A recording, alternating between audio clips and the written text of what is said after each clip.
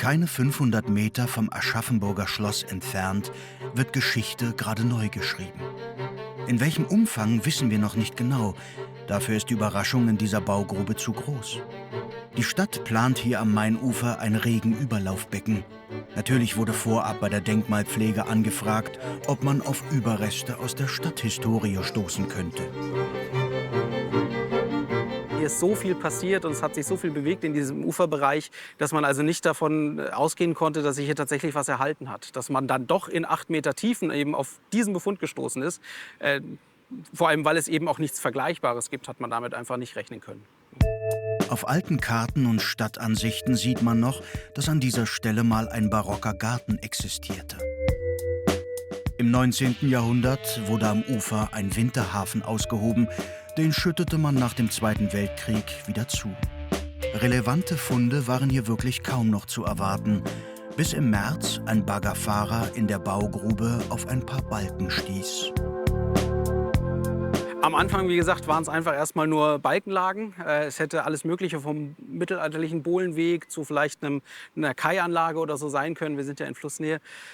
Und dann hat es aber tatsächlich immer mehr Befund gegeben und es wollte gar nicht mehr aufhören. Sie sehen ja, es geht bis da hinten, bis zur Grubenwand. Über 3 Monate legt die Bodendenkmalpflege vorsichtig ein riesiges Bauwerk frei. 40 Meter lang, 5 Meter breit, über 2 Meter hoch. Mehrere Lagen Eichenbalken, davor eine Trockensteinmauer. Die Archäologen tippen auf Spätmittelalter oder frühe Neuzeit. Um sicher zu gehen, schickt man ein paar Holzproben nach Tierhaupten ins Dendrolabor des Landesamts für Denkmalpflege. Jeder neue Fund kann hier mit Chronologien der gleichen Baumart aus verschiedenen Regionen in ganz Bayern verglichen werden. Die reichen oft über Jahrtausende. Stimmen die Muster der Jahresringe überein, lässt sich das Alter ermitteln.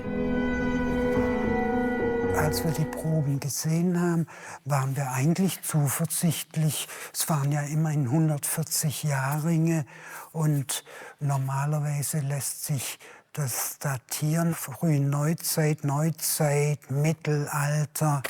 Und es kam einfach nichts. Die Experten stehen vor einem großen Rätsel. Bis ihnen ein anderes Labor eine Eichenchronologie aus Hessen zur Verfügung stellt. Bekanntlich liegt Aschaffenburg nah an der Landesgrenze und plötzlich findet sich die Datierung. Nur völlig anders als erwartet. Das Holz wurde in der Antike geschlagen, um 370 vor Christus. Ich konnte es nicht fassen. Ich habe erst mal gefragt, seid ihr wirklich sicher?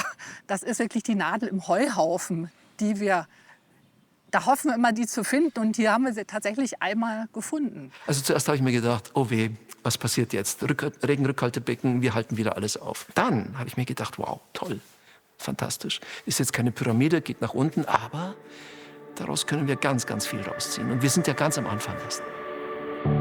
370 vor Christus, frühe Latènezeit. Platon philosophiert in Athen, Rom ist noch eine Republik. Und in unseren Breiten leben die Kelten. Aus dieser Epoche kennen wir in Deutschland bislang kein vergleichbares Bauwerk, noch dazu in einem derartig sensationellen Zustand. Erstaunlich ist einfach, dass das hier normalerweise nicht mehr da ist.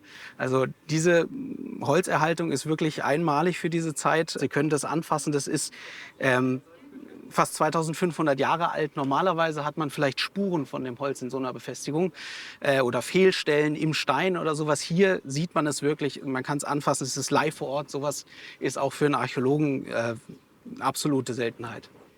Was könnte das gewesen sein?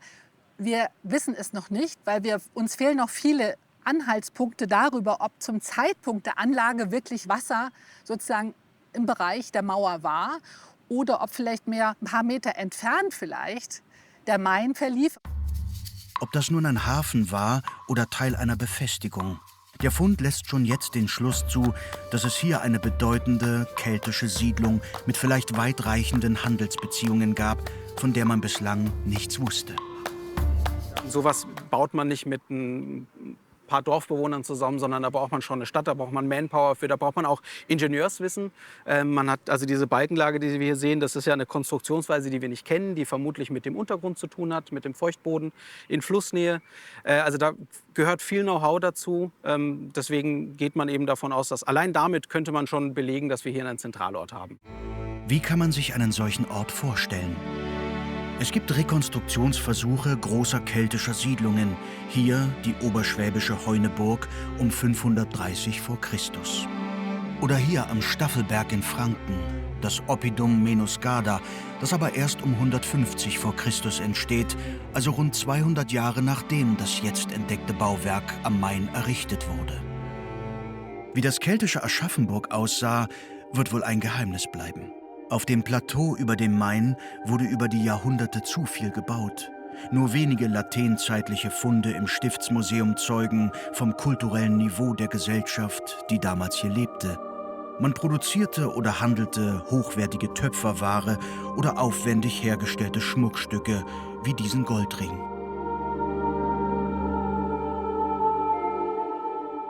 Wir gehen davon aus, wenn Menschen da waren, die solche für damalige Zeiten luxuriöse Gegenstände mit sich geführt haben, an sich getragen haben, dass das kein ganz unbedeutender Fleck hier war. Diese These stützt nun der Fund am Mainufer.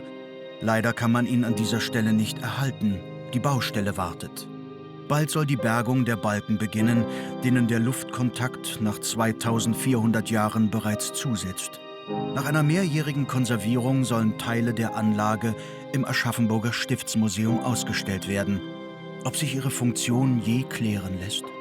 Vielleicht finden sich im Erdreich noch ein paar Antworten.